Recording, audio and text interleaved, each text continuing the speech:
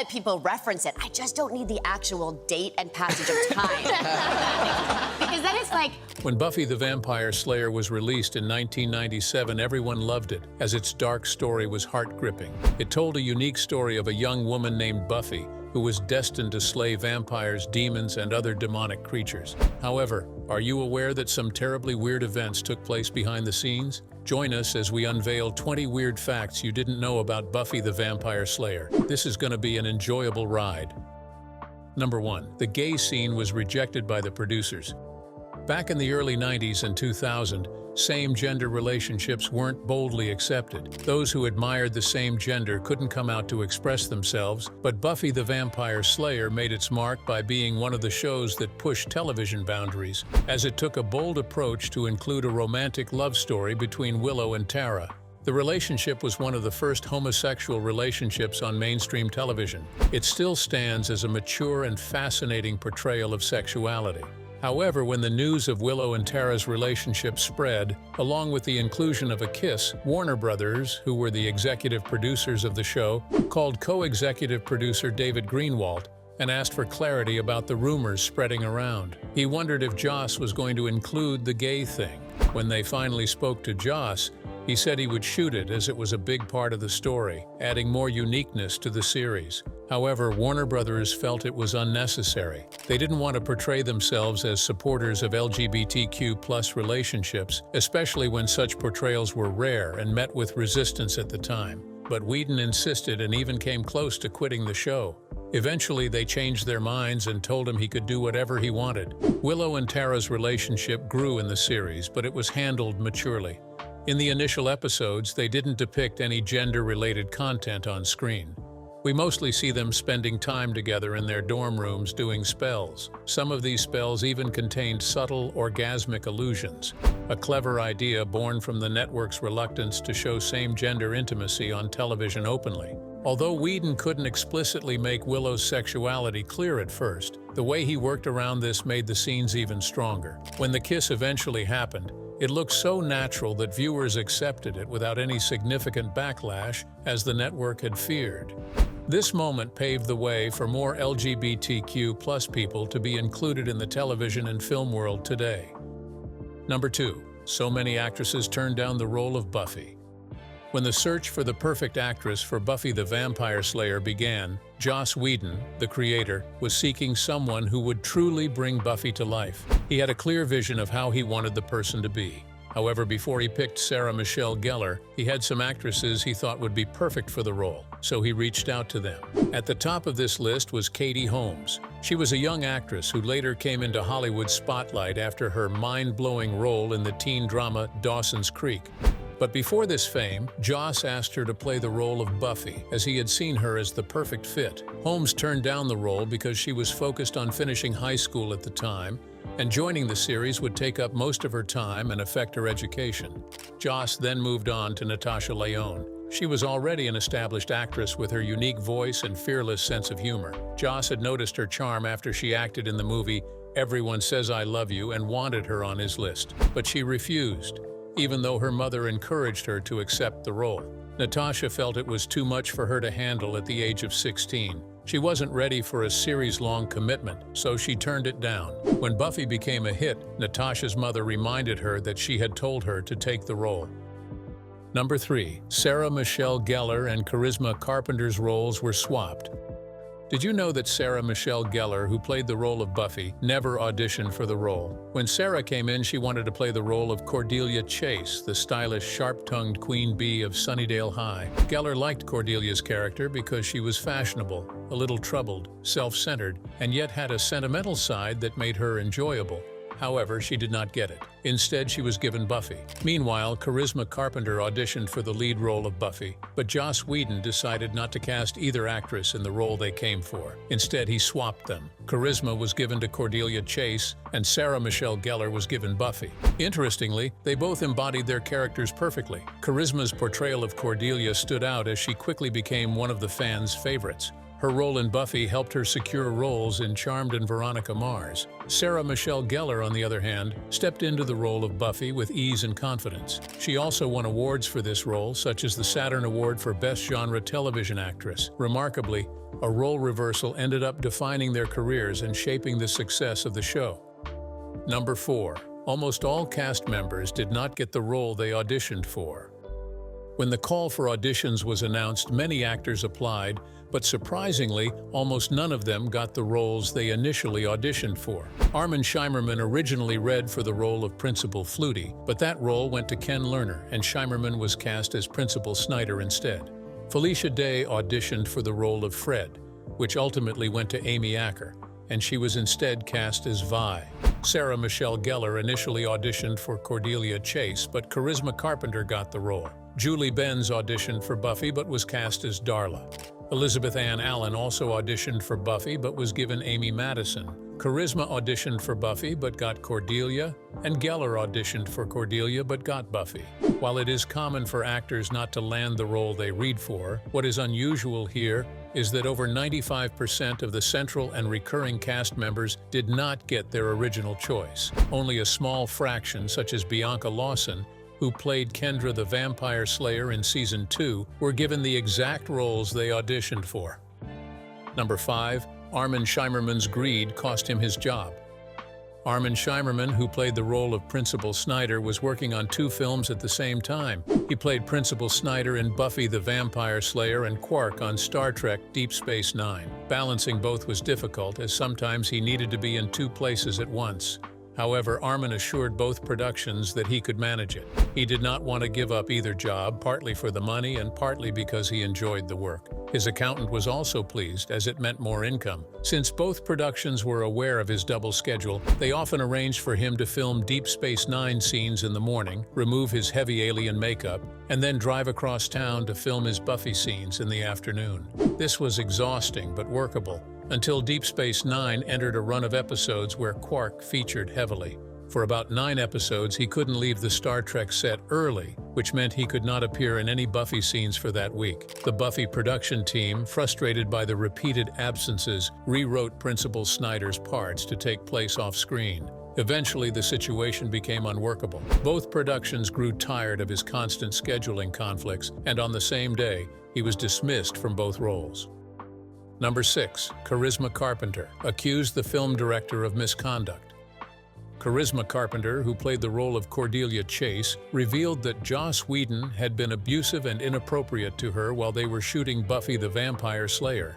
She said he had abused his power on numerous occasions while on set and created a hostile and toxic work environment.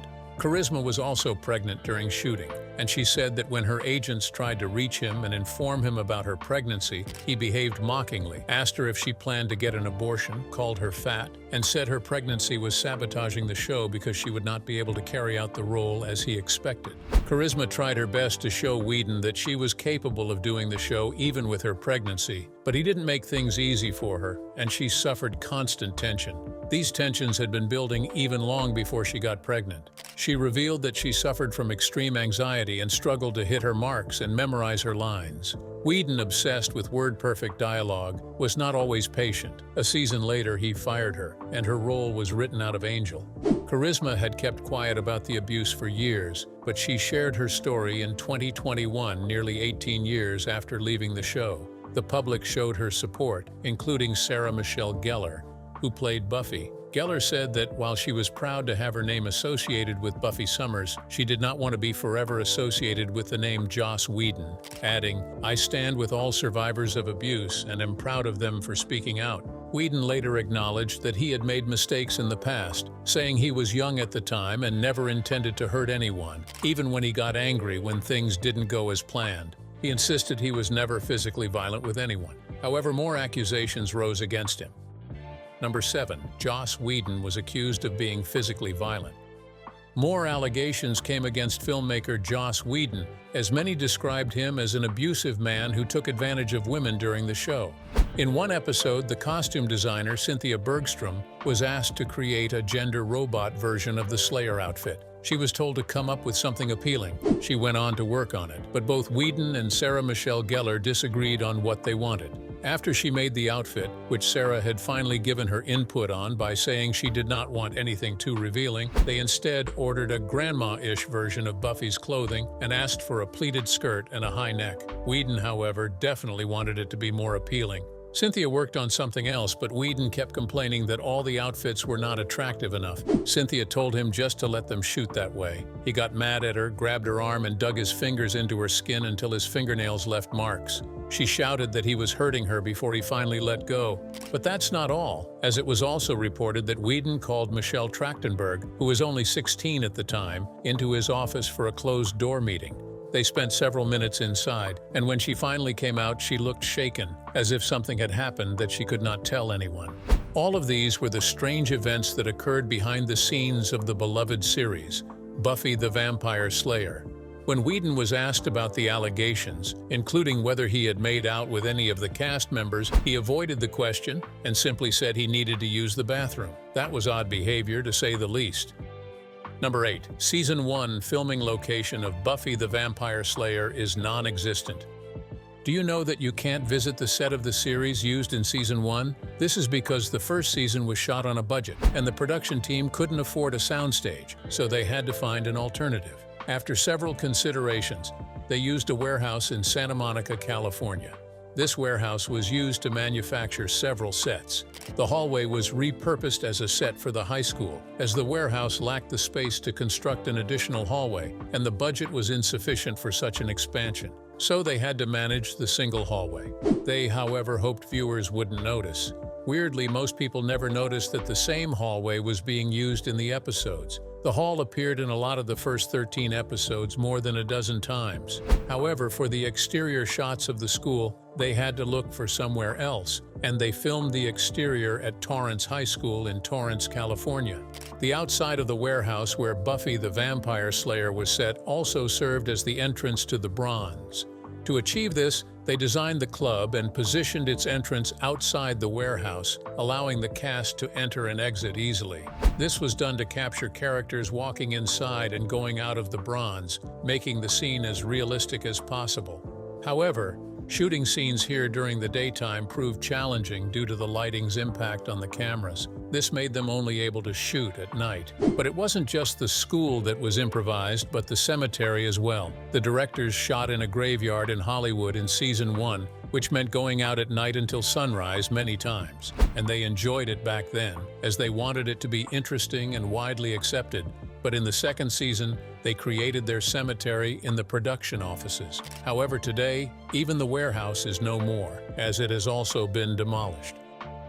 Number 9. Mistakes in Season 1 of the movie.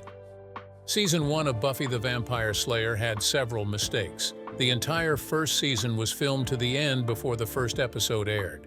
This was because they noticed several errors in some scenes. With limited funding, they had to manage most of the locations and make necessary adjustments to ensure they looked good enough. One example was the library scene where Buffy says, "It's my first day." This scene was shot on the very last day of filming because they did not like the initial performance. It was considered too forceful and aggressive when what was needed was something more natural and casual. Another scene correction occurred when they discovered that one episode was shorter than the standard length. They had to add extra scenes to fill the time. One of the added moments included the now famous line, "You have something in your eye," in the scene where the master blinds a vampire who had failed him. Number 10. Eliza Dushku's unusual path to Buffy.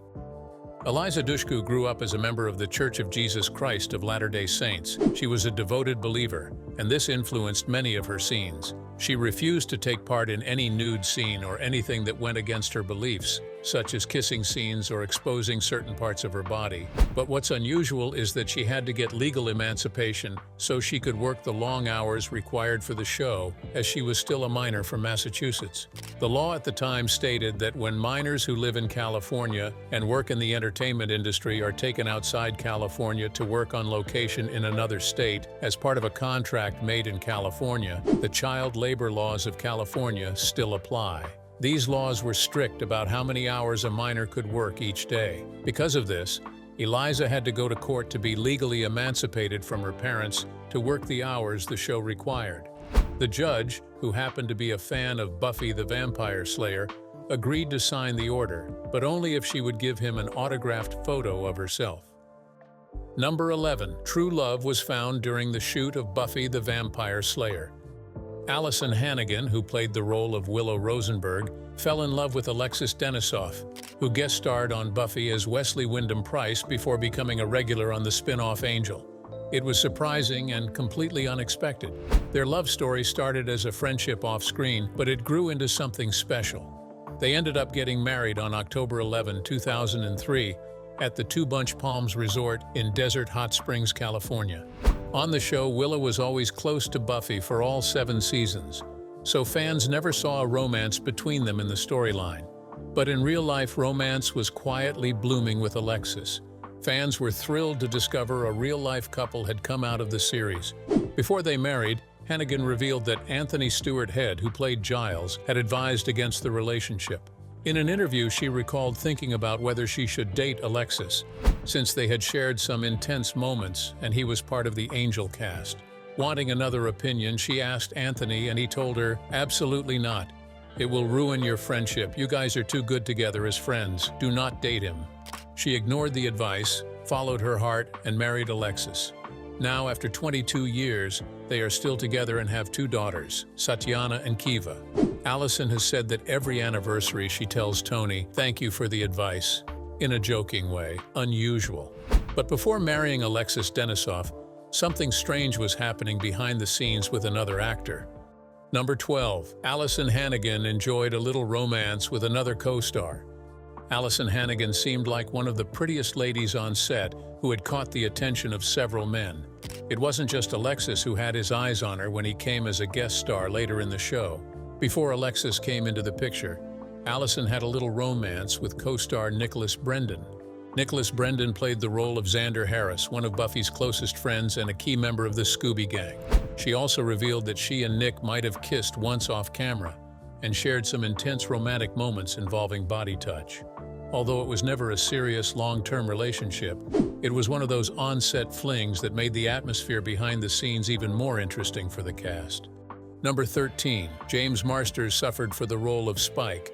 Marsters, the platinum blonde-colored hair vampire in the series who played the sarcastic and dangerous Spike, had suffered to play this role as he had to bleach his hair every 8 days for almost 6 years to maintain Spike's iconic hairstyle. But that's not all. He also had to avoid overeating to keep from gaining weight, as they didn't want Spike to appear chubby. What was worse was having to bleach his hair on a strict schedule continually. His hair was being consumed by peroxide, and he admitted he worried about his hair falling out or possibly going bald by the end of the show, especially since it was written on the bleach bottle that you should only bleach your hair once every 6 weeks, and that it wasn't safe to use more often.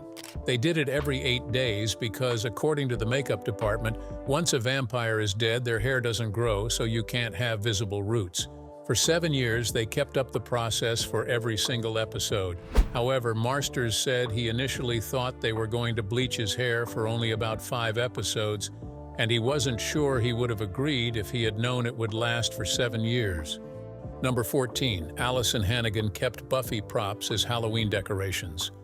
After the shooting of Buffy the Vampire Slayer, most of the props were returned or stored away, but Allison kept some of them as memories and as a personal part of her life. Who could blame her, especially after meeting the love of her life on the show? Allison revealed that she uses these Buffy props to decorate her house for the Halloween season. She has several tombstones from the graveyard set.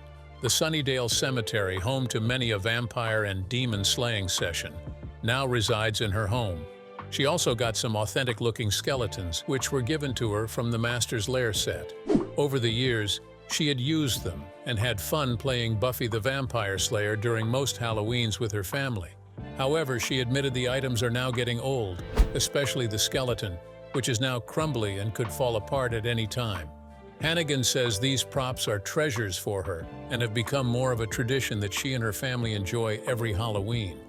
Number 15. Stunt coordinators. Jeff Pruitt and stuntwoman Sophia Crawford left the show. Stuntwoman for Sarah Michelle Gellar, Sophia Crawford, and her husband Jeff Pruitt left at the end of season 4 as they couldn't endure the growing tension and backstage politics of the show. After their departure, Pruitt posted on a Buffy fan message group an allegorical fairy tale called The Parable of the Knight. In the fairy tale, he was the knight in the story facing opposition and fighting against bad people in the kingdom, a clear metaphor for the difficulties he said he had faced on the show. He used the story to express his grievances and disapproval of the show's producers and some of the stars' behavior. Joss Whedon then responded, saying that working on a television series wasn't a fairy tale or a thinly veiled parable. He explained that the work environment in the TV and film industry is challenging, characterized by long and grueling hours and a large number of people involved. Crew members work 10 months a year, 13 hours a day, often getting into each other's faces and stepping on each other's toes.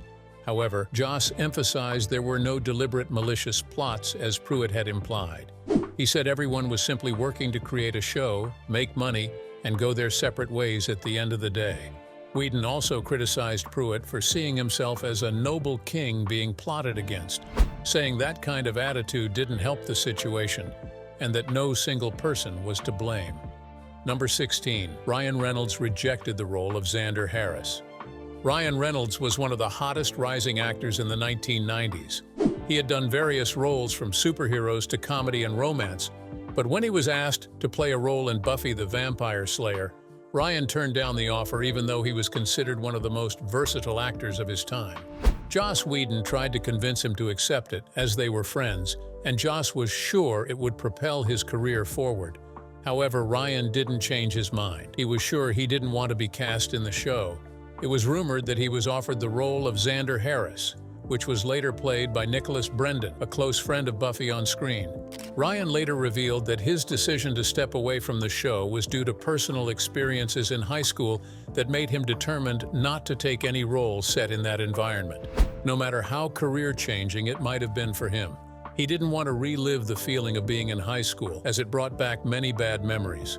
Ryan said he didn't regret anything that had happened, even being beaten in elementary school by the next-door neighbor or being tormented by bullies in his youth, as all of these events shaped who he was. However, being out of high school because of the bullying and humiliation he faced made him turn down the opportunity to be cast in Buffy. He still said he loved Buffy and loved Joss Whedon, but he didn't want to play a guy in high school, especially since he had just come out of that stage of life and found it awful. Ryan Reynolds graduated from Vancouver's Kitsilano Secondary School in 1994 and didn't have the best memories there. He also failed out of his high school drama class, an acting low point that his friend and colleague Hugh Jackman later teased him about on Instagram in 2016, right before Reynolds received his star on the Hollywood Walk of Fame. Number 17. Sarah Michelle Gellar announced the end of the show before her co-stars knew. Buffy the Vampire Slayer was one of the most talked about shows after premiering in 1997. It aired for 7 seasons, each with 22 episodes running about an hour, except for season 1, which had 13 episodes. This meant spending long hours on set shooting scene after scene. However, the star actress, Sarah Michelle Gellar, was growing tired of the show's prolonged production, as it was taking a toll on her life. She was already married and wanted to enjoy more time with her husband, Freddie Prinze Jr. During an interview in 2003, while sitting alongside her co-stars, she unexpectedly said, "Buffy, in this incarnation, is over." Everyone around her was shocked, but they kept smiling for the cameras. The moment was professional on the outside, but the tension underneath was immediate. When they returned behind the scenes, a rift formed between many cast and crew members, as several of them had no idea the show was ending. The sudden announcement also affected her friendship with her best friend on the show, Allison Hannigan. In an interview, Hannigan openly criticized Gellar for making a public statement before telling the rest of the cast and crew in private. The show's creator, Joss Whedon, quickly defended Gellar, saying that it was his responsibility to notify the production team and that from the show's storyline, it was already clear it would be ending that year. Gellar's husband also defended her, claiming she was leaving because of all the nonsense she had been forced to deal with on the set over the years. Despite Whedon's defense, the tension between Hannigan and Gellar lingered. Hannigan reportedly felt that the end of Buffy meant the end of a significant chapter of her career, and she distanced herself from Gellar entirely. They did not speak for years. However, in recent times, they seem to have mended their friendship. They have been spotted spending time together again, including Geller recently attending a birthday party for Hannigan's daughter. While their fallout had once been headline-worthy, their reconciliation shows that even the most public disagreements can eventually be resolved. Number 18. One of the cast had a dark secret. It's strange to think that the cast of Buffy the Vampire Slayer included a man with an abusive past, a history of substance addiction, and accusations of violence against women. Still, it wasn't something most people knew until long after the show ended. The signs weren't apparent during filming, but within a year after the series wrapped, the truth started to emerge. Wondering who this is? Let's find out. A year after Buffy the Vampire Slayer ended, Nicholas Brendan, who played Xander Harris, checked himself into rehab. He was battling depression and realized that he was addicted to substances. This realization hit him after the show stopped shooting and the steady routine of work was gone. Unfortunately, rehab didn't save him from further trouble. In 2010, he was arrested for felony vandalism and other misdemeanor charges after attacking police officers in Los Angeles while drunk. He later admitted he had been suffering from depression for a long time. Brendan was also involved in an incident in Florida where he blacked out and trashed a hotel room, costing around $1,000 in damages. Afterward, he expressed remorse, saying he hated the way he had been behaving and that it didn't reflect who he was.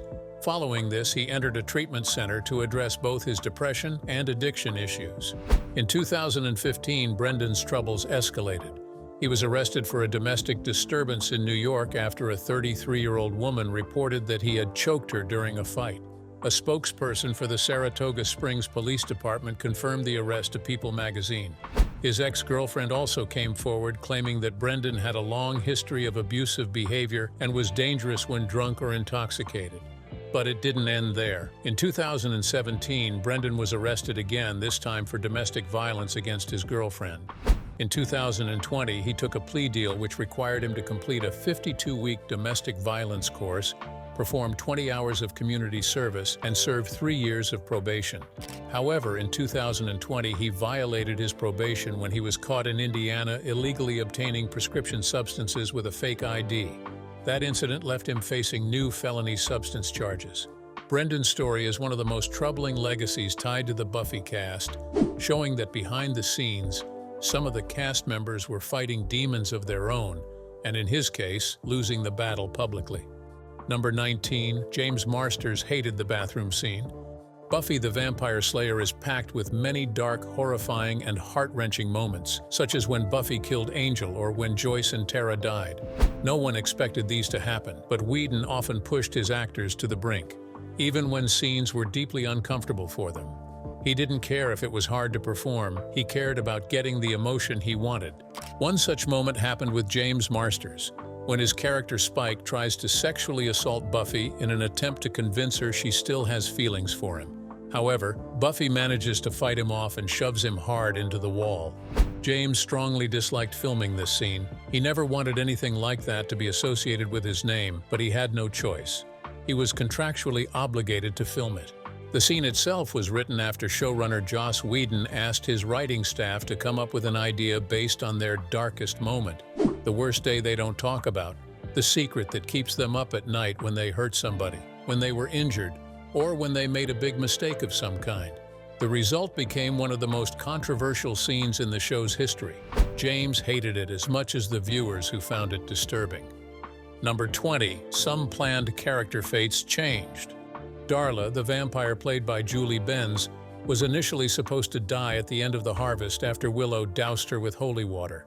However, Whedon changed the script and kept her alive because he felt Buffy and Angel's romance would be more interesting if there were a triangle. Darla, of course, was Angel's sire. She was eventually killed in Episode 7. Principal Snyder was also not meant to last long. The original plan was for a new principal to be brought in every few episodes, each one meeting some strange or untimely end. However, Armin Shimmerman's performance made Snyder popular enough with the audience that the writers decided to keep him around as a recurring character. Similarly, Lindsay Krause, who played Professor Maggie Walsh, was intended to have a whole season-long arc as the main villain in Season 4. Instead, her character was abruptly written out, and Adam, the human-demon-cyborg hybrid, became the season's big bad. This sudden change was due to Krause's premature departure from the show. which forced the writers to shift the storyline mid-season. Which of these 20 weird facts did you find most fascinating? Let us know what you think in the comments. Don't forget to like, share, and subscribe, and check out the video popping up on your screen now. You will like it.